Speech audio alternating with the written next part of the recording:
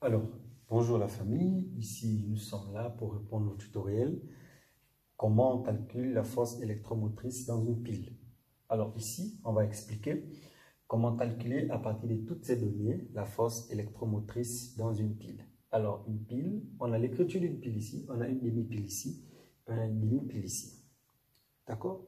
Donc les deux écritures ensemble, divisées par les parallèles, on va les appeler ici on va l'appeler ici la pile. Donc, on a un pôle, deux pôles, une demi-pile, une demi-pile. Alors, on va commencer, avant d'arriver à calculer la force électromotrice d'une pile, on va d'abord calculer, on va faire ce qu'on appelle la polarité. On va comparer.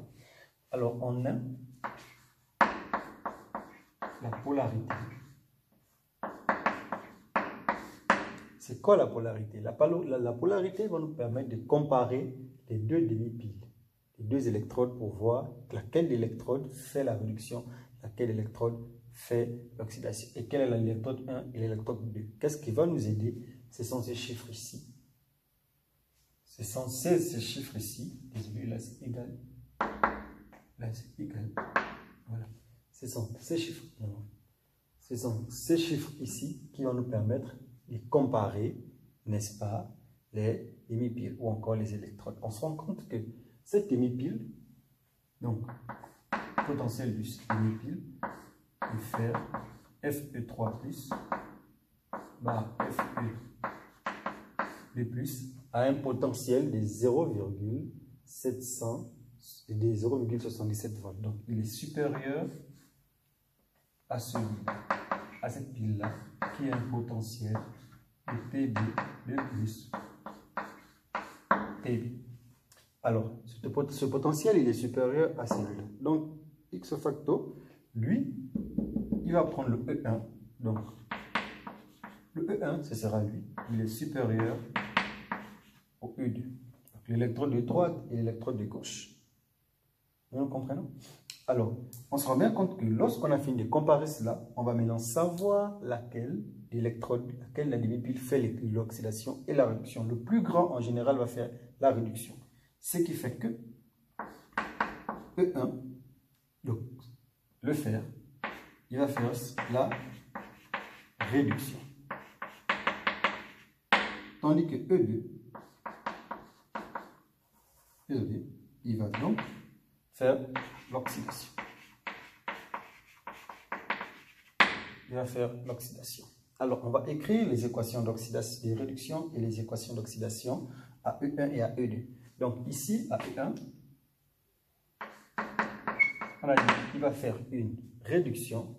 Le fer, il va se réduire. Ça va donner F3+, Fe2+, donc il y a un électron qui est parti, plus un électron va donner le Fe2+. Tandis qu'à E2, on aura une oxydation. Je vais écrire ici red. Et ici, je vais écrire ici ox. On aura une oxydation au niveau de E2. Ce qui va se passer, il va se passer quoi? Qu'il y a E2, il va faire une oxydation comme nous avons dit.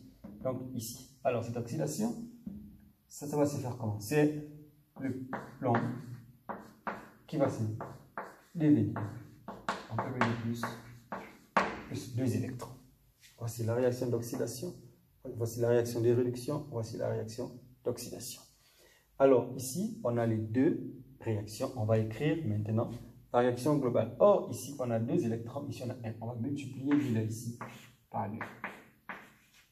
On va le multiplier par 2 ici. Donc, pour que vous voyez mieux, ici, vous avez compris. Pour que vous voyez mieux, il va se passer quoi? Il va se passer que, en multipliant par 2, j'aurai telle expression. En multipliant par 2, j'aurai quelle expression finalement? J'aurai le 2,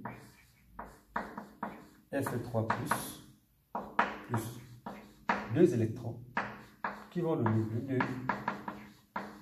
2, Fe2+. Ici, là, ça reste pareil parce qu'il y a 2 électrons, ça ne change pas. Le Pb, qui va donner le Pb2+, plus 2 électrons. Alors, les électrons vont se simplifier. Et en phase finale, nous aurons quoi? Nous aurons le 2F. Voici notre réaction. Plus le PB, le plomb, qui va donner simplement E de F, 2 plus le PB, 2 plus. Voici la réaction globale de cette pile. Ça va se passer comme ça. Maintenant, puisque nous avons cela, vous connaissez déjà la polarité, on va calculer ce qu'on appelle ici la force électromotrice. Alors, la force électromotrice, qu'on nomme, on nomme par en exemple petit 2, la force électromotrice, qu'on nomme la force, on note la force, désolé, la force électromotrice. Il faut savoir que la force, la force électromotrice, elle est égale à quoi? Elle est égale à E de droite moins E de gauche. G, c'est gauche. Donc, en réalité, elle est égale à E1 moins E2. Alors, pour ce faire, on va calculer E1, on va calculer E2. Maintenant, on va effacer ici, parce que vous avez compris. On va effacer ici. Alors, à quoi est égale la force électromotrice? La formule de celle-ci, elle est égale à quoi? Elle est égale simplement à E, son 0 toujours, moins 0,06 sur N, qui est le nombre d'électrons partagés, multiplié par le logarithme de la concentration de la base sur celle de l'acide. Donc, on va prendre le cas de la du premier électrode. On a toute la pile ici. Alors, le premier électrode, ça va se passer comment? On a dit E1 sera égal à quoi? À l'énergie potentielle du 1 moins 0,06 divisé E1, c'est le fer. Le fer, il y a eu ce qu'on appelle la réduction. La réduction, il y a eu partage de combien d'électrons dans la réduction? N seul électron.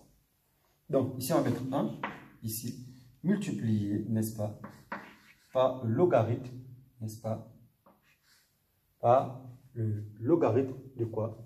On va trouver le logarithme de la base, donc de F de plus, désolé,